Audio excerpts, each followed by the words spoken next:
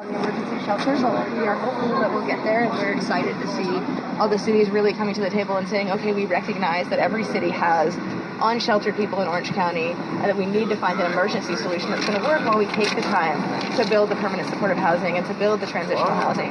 Do you really believe, though, the promises that were made in court today? I mean, the judge even kind of pointed to, back to 2005, the grand jury report, like, we've heard this all before, we've heard these promises and these commitments, and yet here we are in 2018. So I think we're hopeful that this is kind of a change throughout the litigation. But of course, if we see that these things don't happen, we won't hesitate to file for the temporary restraining order and to prohibit those, prohibiting the anti-camping and the anti-loitering and the other kind of what we call quality of life ordinances is absolutely what's within the law. The Ninth Circuit has said it. And so it sounds like, if we need to file that, we will. But if we can work with the cities to come up with real solutions that aren't leaving these people in the streets, that's better. So if I may, what about the Santa Ana Civic Center? Yes. Plaza, which apparently they're proceeding, but there are no vouchers for anybody. So we're proceeding on the assessment. So what that means is that as people are being assessed, some of those people are qualifying for the mental health housing. Some of those people are being placed in a sober living facility or in a recuperative care. There's a lot of people in that area who have serious physical medical conditions, and they qualify for basically hospital-style recuperative care. And people who only qualify for basic shelter are going to continue to be there, and there won't be any enforcement against them until there are adequate options available. And right now, our shelters are full, and we finally, for the first time, have the county admitting that the shelters are in fact full and there's nowhere left to go. So do you have that commitment? Because the notice that was handed out doesn't really say that, unless it's between the lines. So we've been working really closely with the city of Santa Ana and the county, and we believe we're all kind of on the same page that until there is a place to put them, that the city doesn't plan to take any enforcement action against them. And of course, if that changed, then we would come back to the court. So you'd expect then the majority of the folks will stay there for the time being? I think it's hard to guess before the assessments are done how many are going to qualify for other things. But what we're finding from the riverbed population is that many people did qualify for other things, and they just hadn't received the assessment that the funding for the FSP placements wasn't being used, and that by the changes that are coming kind of in the direction from the top down, some policy changes in regard to how the FSP funding is used, that really is opening up a lot of opportunities for people who couldn't be offered any services before.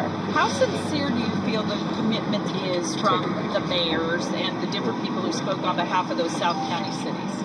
We certainly hope it's sincere.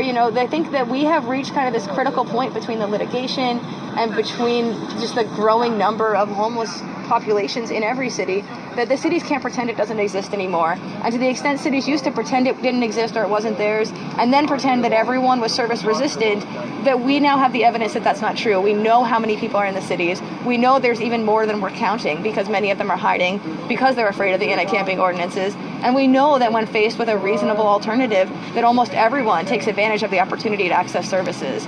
So this kind of line that there's no one out there looking for help, but that they don't need us, it just doesn't exist anymore. And so now the cities really have no choice but to figure out, how are we going to address this? What's the next step? We hope the next step is to quickly get some of these emergency shelters online, for some locations to be chosen, for the cities hopefully to participate in that, and have the low barrier emergency shelters that do quickly come up to ADA standards, that meet the needs of people who have pets or emotional support animals, who have partners, who need a little bit of private space due to mental health conditions or trauma. And then from there to keep doing all the work that all the cities were talking about today in terms of permanent supportive housing, to make sure there's an exit plan. Because right now, for the shelters we have, we see this bottleneck of people go into them and they can't get back out because there's not the low wage jobs they can get, the disability benefits don't pay rent. And so we need to keep moving along both paths to make sure there is an exit plan. Is it going to be quick enough with the South County cities talking about not meeting for another few weeks at that mayor's association? So I think that the county's going to have to decide if it's willing to put up other alternatives in the meantime. The county certainly owns property and could take steps to do that, or could decide that, maybe we're going to hold off on moving anyone else who doesn't qualify for some other level of care until that meeting happens. But once the South County commits to a location, we've seen how quickly the county can get something up and running. The courtyard was open within, I think, a week or so from when the decision was made to open it. So we can bring in portable bathrooms and toilets and showers. We can bring in the resources, the beds. The county has the infrastructure to do that. And like the court keeps pointing out, we're doing this with actual built structures in other countries all the time.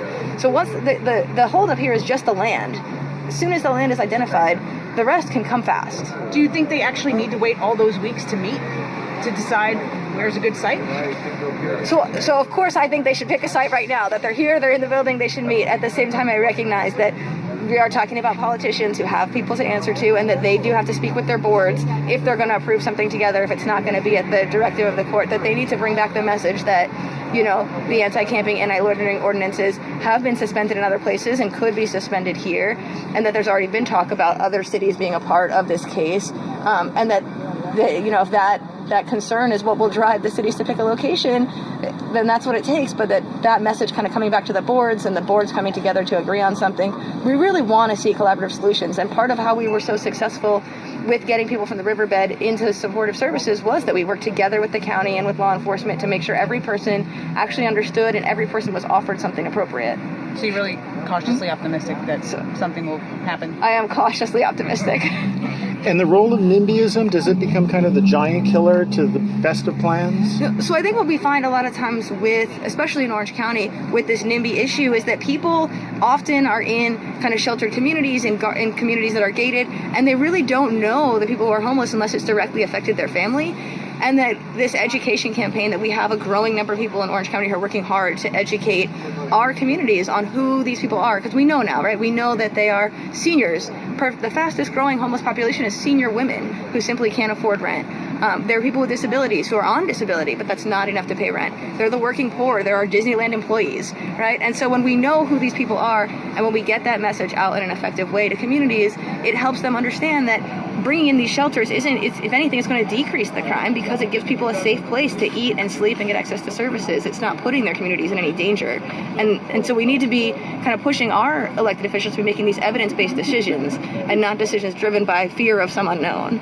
You know, I've met some of the people who were loudest at the protest. I don't think they're ready for that conversation. I just think they don't want anything with the words homeless encampment in their city limits. So I think in terms of the protest, what we saw was people who thought that what the county was proposing was to just move everyone with their individual tents into a piece of land with nothing else. And not only wasn't that the proposal, which I know the county didn't provide any information about, but that's something we wouldn't sign off on, right? We don't think that this is not a humane way to force people to live, that whatever form of structures, whether it's large tents or tough sheds or better structures, that of course there's going to be showers and bathrooms and access to supportive services and transportation to and from the things people need. Otherwise it could never work. And so a lot of that comes back to this communication and education and making sure people understand no one is proposing you just pick a site and leave people there with no services, that people are desperate for services, and that you pick a site and then you provide the support.